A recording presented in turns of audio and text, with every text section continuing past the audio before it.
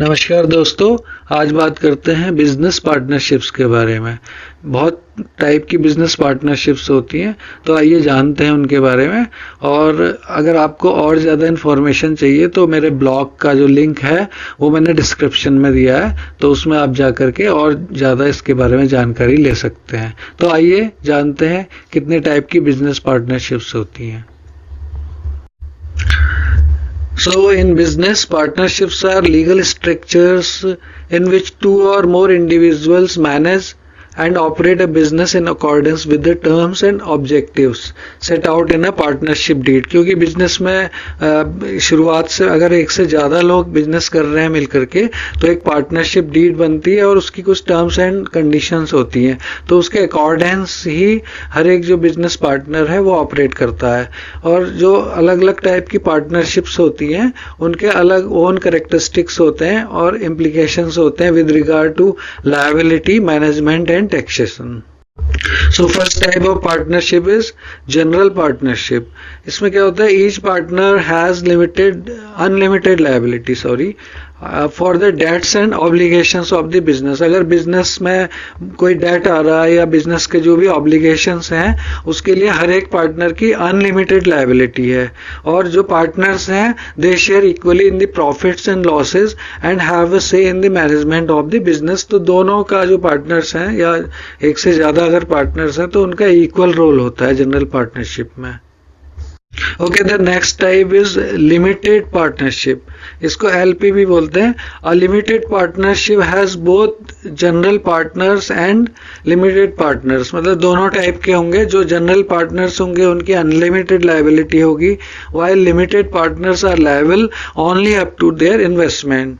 Limited partners जो होते हैं जनरली वो डे टू डे मैनेजमेंट जो बिजनेस का है उसमें पार्टिसिपेट नहीं करते हैं। इसके बाद जो नेक्स्ट टाइप आता है that is limited liability partnership, LLP. तो एलएलपी क्या होता है कि इसमें an LLP combines elements of a partnership with the limited liability features of a corporation. Each partner's liability is limited to the amount of their investment in the business. मतलब वो जितना invest कर रहा है उसके हिसाब से उस पार्टनर की लायबिलिटी होगी जो कि लिमिटेड होती है, न कि अनलिमिटेड। कई बार क्या होता है कि दो या दो से अधिक जो पार्टनर्स होते हैं या फर्म्स होती हैं वो किसी एक पर्टिकुलर स्पेसिफिक वर्क के लिए जॉइंट वेंचर बनाते हैं। मतलब कि उन्हें मिलके काम करना है तो दे फॉर्म है जॉइंट वेंचर पार्टनरशिप। ये क्या होती है, a joint venture is a partnership between two और more parties for a specific project. मान लीजिए कोई बड़ा रोड प्रोजेक्ट करना है, उसके लिए दोनों जो इंडिविजुअल पार्टनर्स हैं या कंपनीज हैं उनकी लिमिटेड कैपेसिटी है, लेकिन जब वो दोनों मिल करके उस काम को करना चाह रहे हैं तो उनकी कैपेसिटी उस काम के लिए वो एलिजिबल हो रहे हैं, तो वो एक जॉइंट वेंचर फॉर्म करेंगे। और partnerships in joint venture can take various legal forms and each party may contribute resources और एक्सपर्टीज। अब नेक्स्ट टाइप की पार्टनरशिप पे चलते हैं, दैट इज साइलेंट पार्टनरशिप और स्लीपिंग पार्टनरशिप। इसमें क्या होता है, in a silent partnership one और more partners invest capital but do not actively participate in the day to day operations of the business. जैसे कि नाम से पता चल रहा है दे आर साइलेंट, वो इसमें इन्वेस्ट तो कर रहे हैं लेकिन डे टू डे ऑपरेशन में वो पार्टिसिपेट नहीं करते हैं। They are silent investors who share in the profits and losses according to their investments। So next comes equity partnership।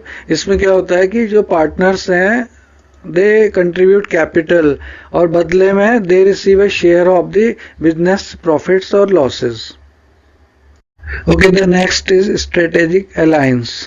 Strategic alliance में क्या होता है कि it is a partnership formed between businesses for mutual benefit. Unlike a joint venture, a strategic alliance may not involve the creation of a separate legal entity। It could be a collaborative agreement between two independent entities। मतलब इसमें जैसे joint venture है उसमें एक separate legal entity create होती है, but strategic alliance में कोई सेपरेट लीगल एंटिटी क्रिएशन की जरूरत नहीं होती है। Now comes the family limited partnership.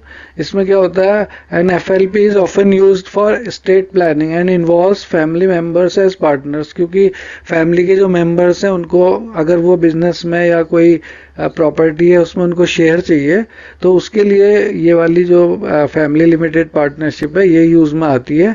It allows for the transfer of assets while maintaining control and providing limited liability.